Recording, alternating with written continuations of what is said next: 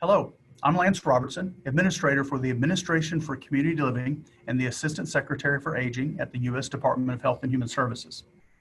It's an honor to speak with all of you today and be part of the Better Medicare Alliance's 2020 Medicare Advantage Summit.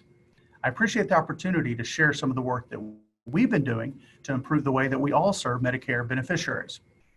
For those of you who are a little less familiar with the Administration for Community Living, or ACL for short, let me provide a quick background.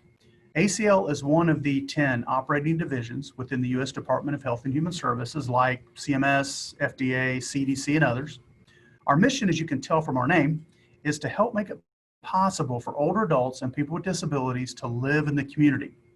As part of our mission, we fund research and education, and we're also unique among federal agencies in that, by law, we are tasked to be a federal advocate for older adults and people with disabilities.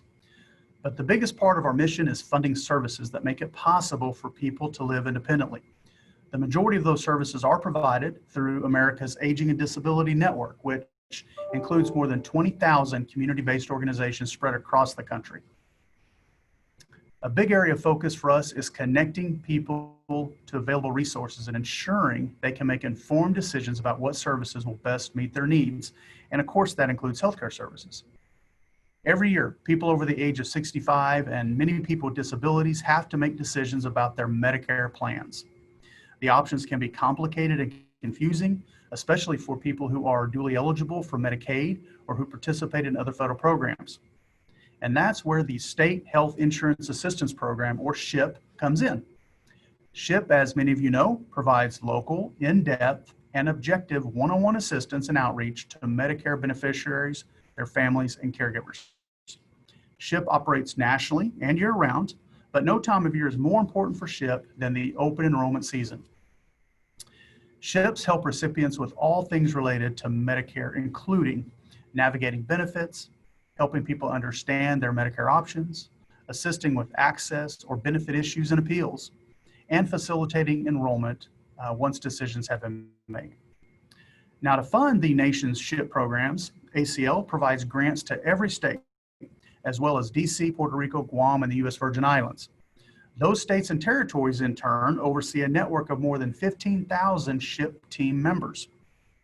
And those 15,000 team members are affiliated with approximately 3,100 local partner organizations.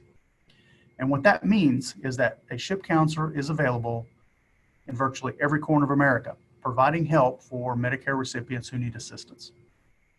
SHIP counselors empower, educate, and assist Medicare-eligible individuals, their families, and caregivers through objective outreach, counseling, and training to make informed health insurance decisions that optimize access to care and benefits.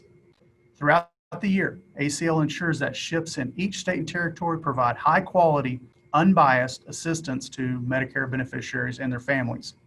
Every SHIP is required to thoroughly screen, train, and certify each team member, including volunteers. That screening, training, and certification must happen before a SHIP counselor can work with any Medicare beneficiary. We, of course, work very closely with our partners at the Centers for Medicare and Medicaid Services, or CMS, to ensure the SHIPs receive up-to-date, accurate information on Medicare throughout the year and have easy access to Medicare experts and caseworkers whenever we need to solve a problem or answer a question that requires a specific expertise. The reach of the SHIP program is truly impressive. Last year, the nation's SHIPs served over 2.7 million people through one-on-one assistance. SHIPs also reached an additional 4.2 million people through public outreach events. Of immediate relevance to this summit, of course, is that approximately 40% of the one-on-one assistance provided in 2019 included information and assistance about Medicare Advantage plans.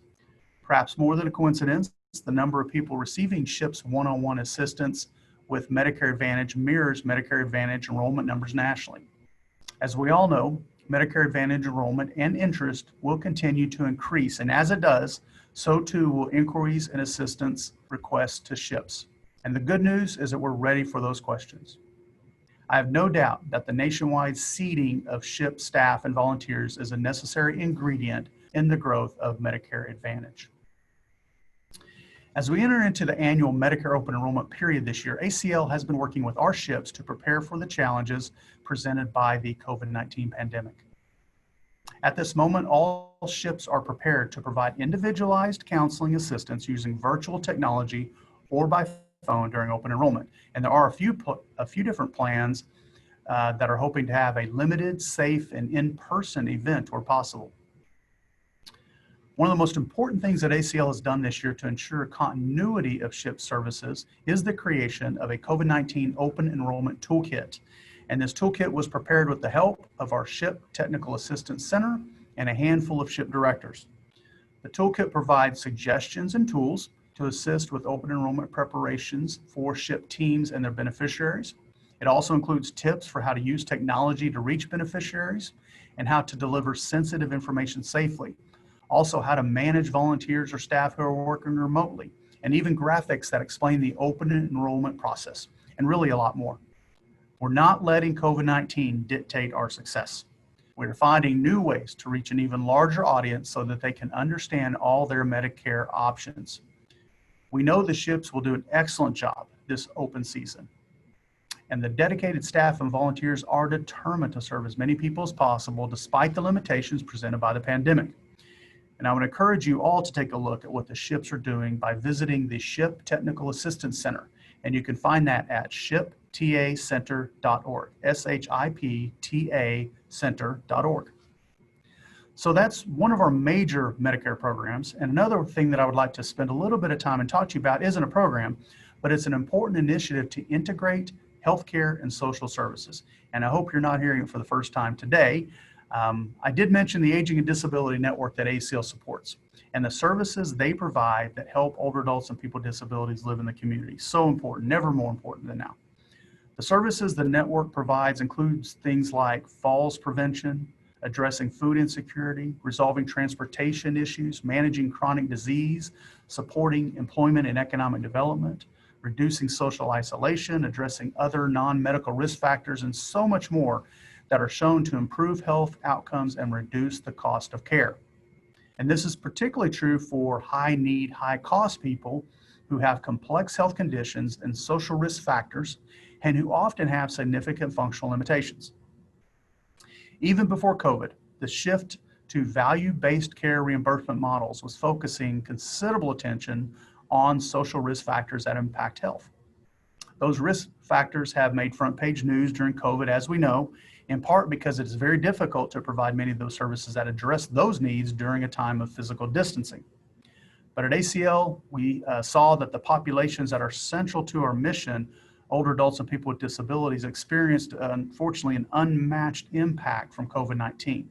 But the good news is that the Aging and Disability Network shifted gears and found ways to get the job done. And the majority of the services and supports that we offer continue to reach people in need. ACL was able to support the increased demand for social services with an infusion of almost $1.2 billion from the CARES Act and Families First Act. Grateful for that supplemental funding.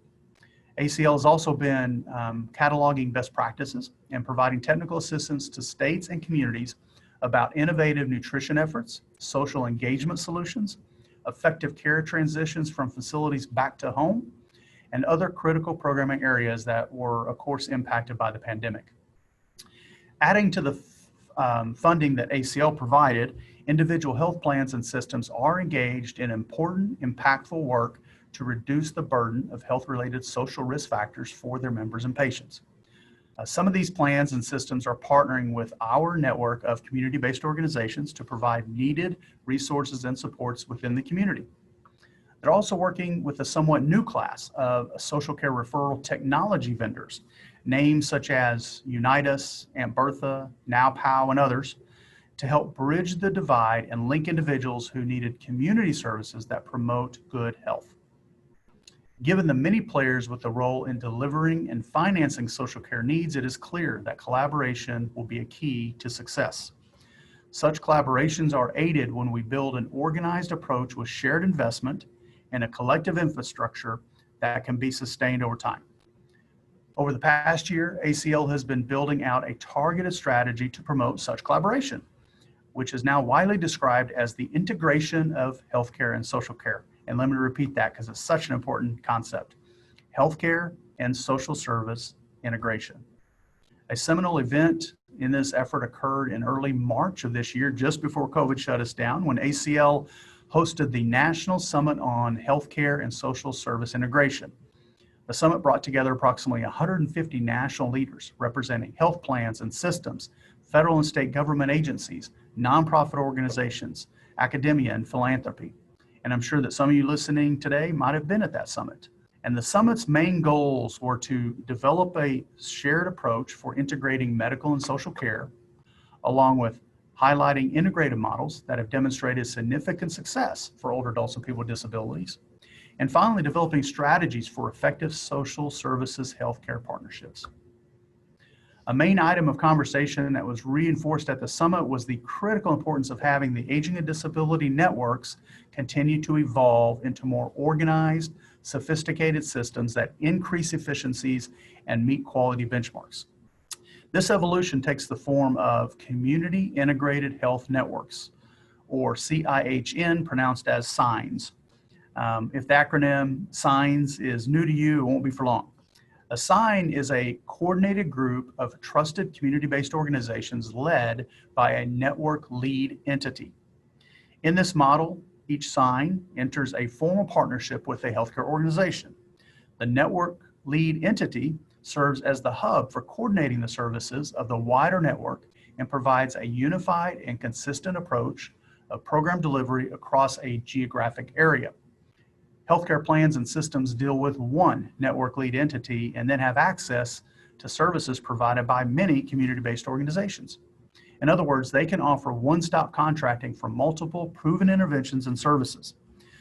The organizations that make up a SIGN are adept at blending and braiding funding from multiple public and private sources to maximize resources and ensure that a range of social care needs are addressed. Another advantage is that SIGNs provide coverage across a range of geographies, regional, statewide, and multi-state. And participating in a SIGN is certainly something we're seeing increasing across our country.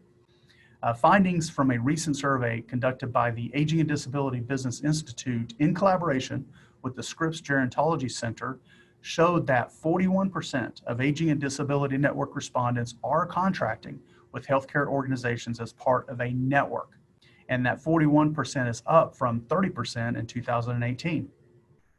This survey also found that contracts with Medicare Advantage plans have more than doubled over the past 2 years, up from 9% to 21%. And this is an exciting trend, highlighting an increased recognition of the value offered by services and programs provided by the Aging and Disability Networks. And perhaps some of this success was spurred by the enhanced flexibility offered via the special supplemental benefits for the chronically ill. And ACL has been directly engaging health plan leaders as a complement to our efforts to proliferate the development and scaling of networks across the country. In July, we have started having monthly meetings of a group of health plan leaders who represent national and regional health plans with existing portfolios that address social determinants of health. And the aim of this group, twofold. One, to identify mechanisms for financing services delivered through SIGNs, and secondly, to enhance coordination across technology vendors with respect to interoperability and the referring of patients to community-based services. And we're very encouraged by the level of agreement across plans around various strategies to advance multi-stakeholder financing of social determinants of health services and scalable technology infrastructure to better connect the healthcare to community-based organizations.